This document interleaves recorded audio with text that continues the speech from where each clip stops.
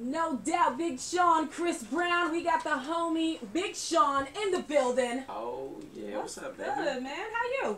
Man, I'm as good as you look, so that's like... Well, thank you. I've been told.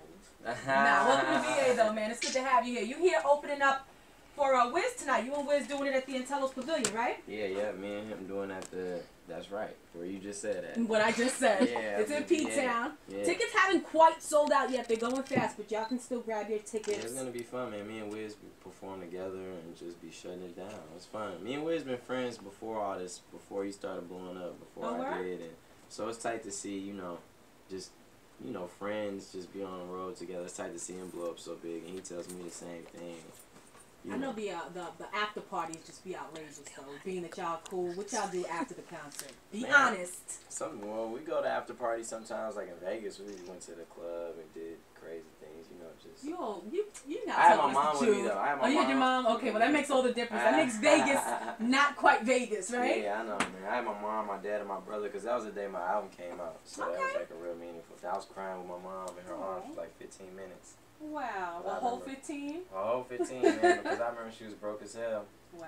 Trying to scrape all that money up for my studio sessions, man. It all paid off. And she did that for you? Yeah. Wow, that's amazing. That speaks G. volumes of a good parent. Yeah, she's a real G, man. So it was tight. You know, the whole tour has been tight.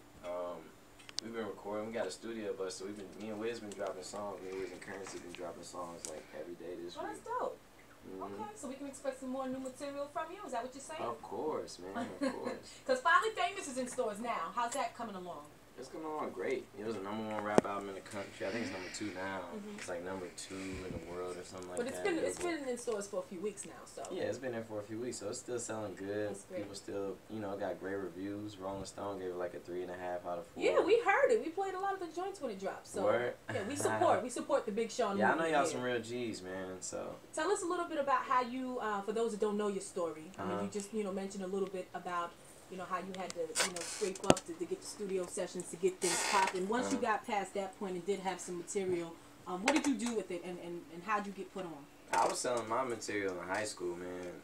You know, that was my hustle. Like, I used to do a radio show every Friday called the Friday Night Cypher where MCs would battle each other and whoever would win the battles would get the rap on air, like a verse.